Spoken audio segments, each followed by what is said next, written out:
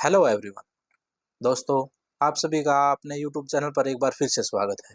मेरा नाम सुमित कुहाड़ है और आज हम बात करेंगे कि हमें इक्विटी में किसी भी कंपनी में इन्वेस्टमेंट करने से पहले उसके कितने तरह के एनालिसिस करना चाहिए।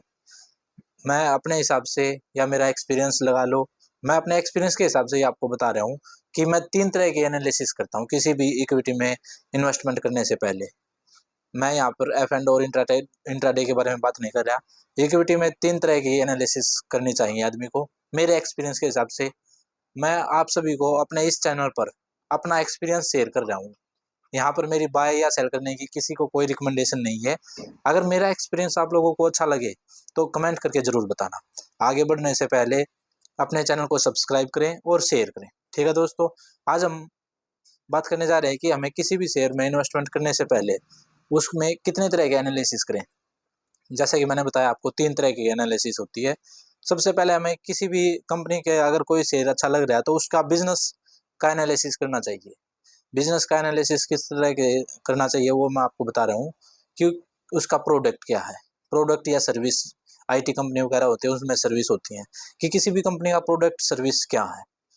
आने वाले टाइम में उस प्रोडक्ट या सर्विस क्या डिमांड इंक्रीज होगी या डिक्रीज होगी। उस प्रोडक्ट का रॉ मटेरियल कहाँ से आता है, वो कंपनी कहाँ पर बना रही है। तो इस तरह से बिजनेस एनालिसिस करते हैं। रॉ मटेरियल में किन चीज़ों का यूज हो रहा है, वे चीज़ें इंडिया में प्रोड्यूस हो रही है या बाहर से इंपोर्ट किया जा रहा है। अगर जैसे कि अभी आपको पता है कि वर्ल्ड वॉर की हालात होने जा रही हैं, हुई नहीं है अभी वर्ल्ड वॉर, ना हुई है ना अभी इतना कुछ चांस है, परंतु एक हालात है। इस हालात में कहाँ से कौन सा रॉ मटेरियल आ रहा है, हमें इस बारे में जानकारी होनी चाहिए। उस रॉ मटेरियल का उस कंपनी पे क्या इम्पैक्ट होगा, उसके प्रोडक्ट पे क्या इम्पैक्ट होगा। अगर प्रोडक्ट की मांग कम होती है इंडिया में तो पब्लिक में क्या प्रेशर रहेगा। हमें इस तरह से किसी भी कंपनी के प्रोडक्ट या सर्विस के बारे में पता होना चाहिए। दूसरी बात आ गई दोस्तों कि फंडामेंटल एनालिसिस, उस कंपनी की बैलेंस शीट के बारे में हमें पता होना चाहिए। फंडामेंटल एनालिसिस करने से पहले दुनिया सोचती है कि हमें एक चार्टेड अकाउंटेंट होना पड़ेगा, हमारे पास अकाउंट की नॉलेज होनी चाहिए। ऐसा कुछ नहीं है। मैं आपको बताना चाह रहा हूँ कि जिस भी आदमी ने 12th अच्छे से कर ली ना, चाहे वो आर्ट साइड से, चाहे साइंस है या फिर कॉमर्स है, कहीं से भी कर ली, अगर वो पढ़ने लिखने में थोड़ा ठीक है तो बैलेंस शीट देखना सब बिल्कुल आसान है। बैलेंस शीट में मेन 2-3 चीज़ें होती हैं कि प्रोडक्ट आपने देख लिया, उसकी सेल्स इंक्रीज हो रही है या नहीं हो रही है। सेल्स इंक्रीज हो रही है तो नेट प्रॉफिट भी इंक्रीज होना चाहिए।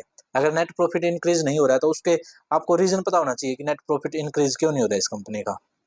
उसके ऊपर लोन कम होना चाहिए, बोरोइंग। इस तरह से हम जब फंडामेंटल एनालिसिस करेंगे तो आपको हर तरह से बताएंगे। ठीक है दोस्तों, तीसरी तरह की एनालिसिस है टेक्निकल एनालिसिस।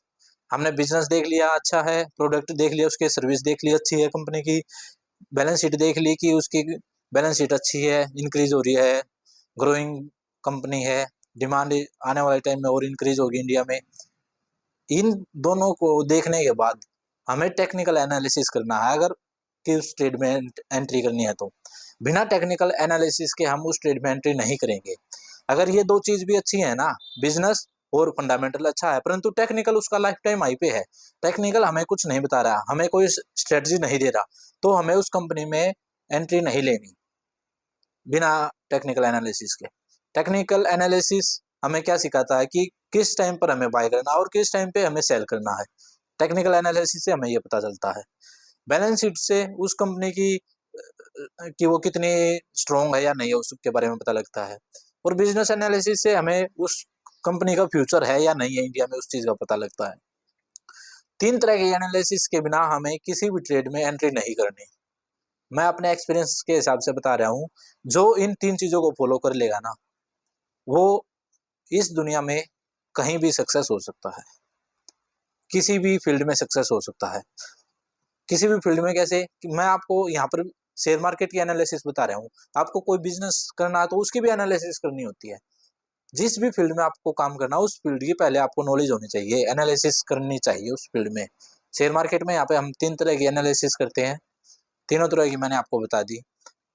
कल फिर बताएंगे हम कि हम ये तीनों तरह की एनालिसिस कहाँ पर कर सकते हैं, कौन सा प्लेटफॉर्म है जहाँ पर हमें बिजनेस के बारे में, प्रोडक्ट के बारे में पता लगे, उसकी बैलेंस शीट के बारे में पता लगे, और उसके टेक्निकल के बारे में हम कहाँ पर एनालिसिस कर सकते हैं।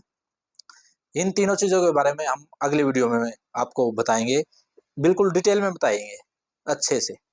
कोई भी कर सकता है इसको। शेयर मार्केट में काम करने के लिए आपको किसी तरह की पढ़ाई की ज़रूरत नहीं है, मैं आपको बता रहा हूँ। बस आपको नॉर्मल पढ़ाई, आपकी 12th या ग्रेजुएशन होनी चाहिए। आप आराम से इसमें काम कर सकते हो, हर तरह की एनालिसिस कर सकते हो। आपके पास आज के टाइम में जीरो नॉलेज है तो आप जीरो से स्टार्ट करके ही अच्छे नॉलेज ले सकते हो यहाँ पर, परंतु आपको डेली इस पे काम करना होगा। ठीक है दोस्तों, आज हमने बात की 3 तरह की एनालिसिस। तीनों तरह की बिना एनालिसिस के हम किसी भी फील्ड में, खास को हम बात करें शेयर मार्केट की, शेयर मार्केट में एंट्री नहीं करेंगे। ठीक है दोस्तों, अगर आपको मेरा एक्सपीरियंस अच्छा लगा या मेरी ये बातें अच्छी लगी तो अपने चैनल को सब्सक्राइब जरूर करें। सब्सक्राइब करने के बाद उसको शेयर करें, उन लोगों के साथ शेयर करें जो शेयर मार्केट में काम कर रहे हैं, परंतु यहाँ पर पैसे अभी तक उन्होंने कोई इनकम नहीं की है। पैसे लगाते हैं, डूब जाते हैं, लगाते हैं, लॉस हो जाता है। ऐसा नहीं है। मार्केट एक अच्छा बिजनेस है। शेयर मार्केट से अच्छा बिजनेस मैं किसी भी चीज को नहीं मानता। यहाँ पर आप पैसे इन्वेस्ट करो और बैठो। आपका पैसा जब तक आपके लिए काम नहीं करेगा ना, तब तक आप रिच नहीं बन सकते। अमीर बनने के लिए आपके पैसे को और पैसा जनरेट करना होगा। ठीक है दोस्तों, कल फिर मिलते हैं नई वीडियो के साथ। तब तक अपने स्टडी को, अपने नॉलेज को इंक्रीज करते रहें। जय हिंद, जय भारत।